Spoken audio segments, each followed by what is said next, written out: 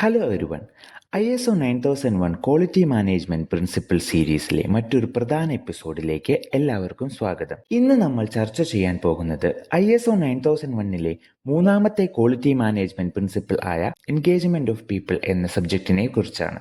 ഒരു സ്ഥാപനത്തിന്റെ വിജയത്തിൽ ഏറ്റവും പങ്കുവഹിക്കുന്നത് എന്താണെന്ന് നിങ്ങൾ ഒരിക്കലെങ്കിലും ചിന്തിച്ചിട്ടുണ്ടോ?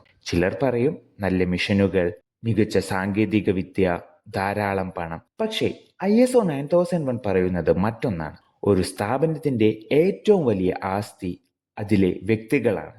അതെ, people are the real strength of any organisation. ഒരു സ്ഥാപനത്തിൽ മെറ്റീരിയൽസ് ഉണ്ടാകും, മെഷീനുകൾ ഉണ്ടാകും, സോഫ്റ്റ്വെയർ സംവിധാനങ്ങൾ ഉണ്ടാകും, വാഹനങ്ങൾ ഉണ്ടാകും, കെട്ടിടങ്ങൾ ഉണ്ടാകും.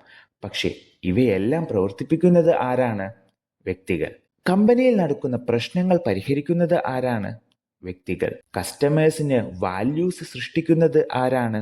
വ്യക്തികൾ. അതിനാലാണ് ISO 9001 എൻഗേജ്മെന്റ് ഓഫ് പീപ്പിൾ എന്ന ആശയത്തെ ഒരു അടിസ്ഥാന തത്വമായി കാണുന്നത്. ISO 9001 ഈ വിഷയത്തെ എങ്ങനെ വിശദീകരിക്കുന്നു എന്ന് നമുക്ക് ഈ വീഡിയോയിലൂടെ നോക്കാം. ISO പറയുന്നത് ഇങ്ങനെയാണ്: competent, empowered and engage people at all level throughout the organisation are essential to create and deliver value. ഈ വാചകത്തിൽ പ്രധാനമായ 3 വാക്കുകളുണ്ട്. ഏതെല്ലാമാണവ? Competent, empowered, engage. ഈ 3 കാര്യങ്ങൾ ഒരു സ്ഥാപനത്തിൽ ഉണ്ടായാൽ മാത്രമാണ് മികച്ച പ്രകടനം പ്രതീക്ഷിക്കാൻ കഴിയുക. ഒന്നാമത്തേതാണ് കോമ്പിറ്റന്റ് പീപ്പിൾ, അതായത് കഴിവും അറിവും ഉള്ള ആളുകൾ. ഒരു ജോലി ചെയ്യാൻ ആവശ്യമായ വിദ്യാഭ്യാസം, പരിശീലനം, അനുഭവം, സാങ്കേതിക അറിവ് എന്നിവ ഉള്ള വ്യക്തികളെയാണ് നമ്മൾ കോമ്പിറ്റന്റ് പീപ്പിൾ എന്ന് പറയുന്നത്. ഉദാഹരണത്തിന്, ഒരു വെൽഡറിന് വെൽഡിങ്ങും, ഒരു ക്വാളിറ്റി ഇൻസ്പെക്ടറിന് ഇൻസ്പെക്ഷൻ റിക്വയർമെന്റും, ഒരു ഓഡിറ്ററിന് ഓഡിറ്റിംഗ് ടെക്നിക്സും അറിഞ്ഞിരിക്കണം. അല്ലാതെ വെറും ജോലി മാത്രം കൊടുത്താൽ പോരാ, ആ ജോലി കൃത്യമായി ചെയ്യാനുള്ള കഴിവ് ആ വ്യക്തിക്ക് ഉണ്ടായിരിക്കണം. അതുകൊണ്ടാണ് കോമ്പിറ്റൻസ് ഒരു സ്ഥാപനത്തിന്റെ ആദ്യ ഉത്തരവാദിത്തം ആകുന്നത്. അതുകൊണ്ടാണ് right person for a right job എന്നത് ഒരു സ്ഥാപനത്തിന്റെ ആദ്യ ഉത്തരവാദിത്തം ആകുന്നത്. രണ്ടാമതായി, എംപവേർഡ് പീപ്പിൾ. ഒരു കാര്യം ചിന്തിച്ചു നോക്കൂ. നിങ്ങൾ വളരെ കഴിവുള്ള ആളുകളെ നിയമിച്ചു. അവർക്ക് നല്ല അറിവുണ്ട്, അനുഭവമുണ്ട്.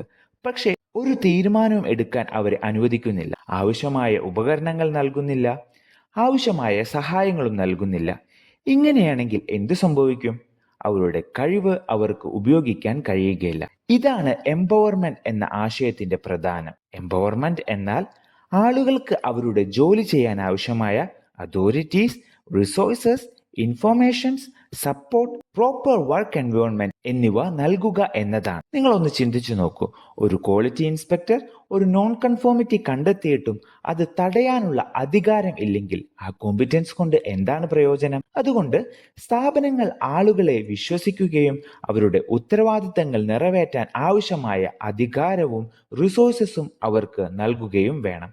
മൂന്നാമതായി, എൻഗേജ് പീപ്പിൾ. എൻഗേജ് പീപ്പിൾ എന്നത് ഏറ്റവും നിർണായകമായ ഒരു ഭാഗമാണ്. ഒരു സ്ഥാപനത്തിൽ കോമ്പിറ്റന്റ് ആളുകളും എംപവേർഡ് ആളുകളും ഉണ്ടായിരിക്കാം. പക്ഷേ അവർ ജോലിയിൽ ആത്മാർത്ഥമായി പങ്കെടുക്കുന്നില്ലെങ്കിൽ, അവർക്ക് സ്ഥാപനത്തിന്റെ ലക്ഷ്യങ്ങളെക്കുറിച്ച് വ്യക്തതയില്ലെങ്കിൽ, അവർക്ക് ഉത്തരവാദിത്തങ്ങൾ നൽകിയിട്ടില്ലെങ്കിൽ എന്ത് സംഭവിക്കും? നമ്മൾ പ്രതീക്ഷിച്ച ഫലം അവരിൽ നിന്ന് ലഭിക്കുകയില്ല.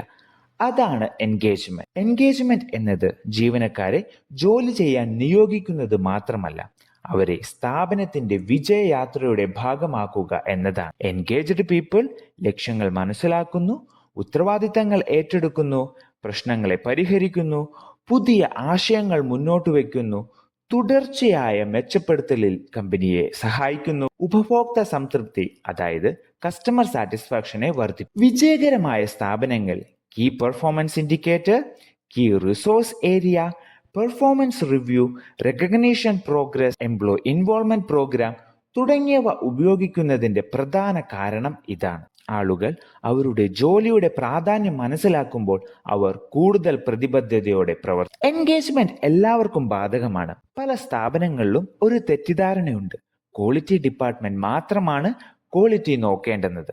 അത് തെറ്റാണ്. ISO 9001 പറയുന്നത് ക്വാളിറ്റി എല്ലാവരുടെയും ഉത്തരവാദിത്തമാണ്.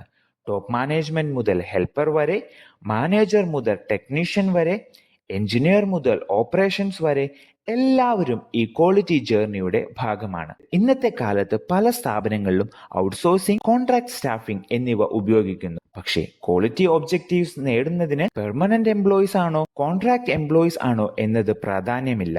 ഓർഗനൈസേഷന്റെ ഭാഗമായിട്ടുള്ള എല്ലാ വ്യക്തികളും കോമ്പിറ്റന്റ് ആയിരിക്കണം, എംപവേർഡ് ആയിരിക്കണം, എൻഗേജ്ഡ് ആയിരിക്കും. ഒരു സ്ഥാപനത്തിലെ ആളുകൾ ശരിക്കും എൻഗേജ് ആണെങ്കിൽ എന്തെല്ലാം നേട്ടങ്ങളാണ് നമുക്ക് ലഭിക്കുക? ക്വാളിറ്റി മെച്ചപ്പെടും, പ്രൊഡക്ടിവിറ്റി വർദ്ധിക്കും, മിസ്റ്റേക്സ് കുറയും, ഇന്നോവേഷൻസ് വർദ്ധിക്കും, കസ്റ്റമർ സാറ്റിസ്ഫാക്ഷൻ മെച്ചപ്പെടും, എംപ്ലോയി റീറ്റൻഷൻ വർദ്ധിക്കും, അതുപോലെ സ്ട്രോങ് ക്വാളിറ്റി കൾച്ചർ രൂപപ്പെടും. അടുത്തതായി നമുക്ക് എൻഗേജ്മെന്റ് ഓഫ് പീപ്പിൾ എന്നതിനെ സംബന്ധിച്ച് ISO 9001ന്റെ പ്രധാന സന്ദേശം എന്താണെന്ന് നോക്കാം.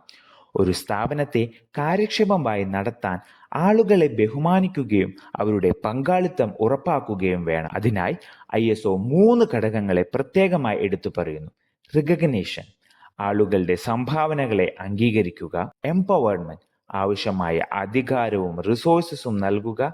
എൻഹാൻസ്മെന്റ് ഓഫ് കോമ്പിറ്റൻസ്, തുടർച്ചയായ പരിശീലനം നൽകി കഴിവുകളെ വികസിപ്പിക്കും. ഈ 3 കാര്യങ്ങൾ ശരിയായ രീതിയിൽ നടപ്പിലാക്കിയാൽ ജീവനക്കാരുടെ പങ്കാളിത്തം സ്വാഭാവികമായും വർദ്ധിക്കും. അവസാനമായി ഒരു കാര്യം കൂടി ഓർമ്മിപ്പിക്കാം. ഒരു സ്ഥാപനത്തിന്റെ വിജയത്തിന്റെ കാരണം മിഷനുകളല്ല, സോഫ്റ്റ്വെയറുകളല്ല, കെട്ടിടങ്ങൾ അല്ല. ഇവയിൽ എല്ലാം വലുതായി competent people, empowered people, engaged people, ഇവരാണ് ക്വാളിറ്റി സൃഷ്ടിക്കുന്നത്, ഇവരാണ് വാല്യൂ സൃഷ്ടിക്കുന്നത്. അതോടൊപ്പം തന്നെ ഇവരാണ് ഒരു സ്ഥാപനത്തിന്റെ ഭാവിയെ നിർണ്ണയിക്കുന്നത്. ഇന്നത്തെ ഈ വീഡിയോ നിങ്ങൾക്ക് ഉപകാരപ്പെട്ടുവെങ്കിൽ ലൈക്ക് ചെയ്യുക, ഷെയർ ചെയ്യുക, സബ്സ്ക്രൈബ് ചെയ്യുക. Quality management system, ISO standards, auditing, oil and gas operations, continuous improvement തുടങ്ങിയ ടോപ്പിക്കുകളെ പറ്റി കൂടുതൽ വീഡിയോകൾക്കായി നിങ്ങൾ ഈ ചാനൽ സബ്സ്ക്രൈബ് ചെയ്ത ശേഷം ആ ബെൽ ഐക്കൺ കൂടി അമർത്താൻ മറക്കരുത്. അടുത്ത എപ്പിസോഡിൽ മറ്റൊരു ക്വാളിറ്റി മാനേജ്മെന്റ് പ്രിൻസിപ്പിളുമായി വീണ്ടും കാണാം. നന്ദി.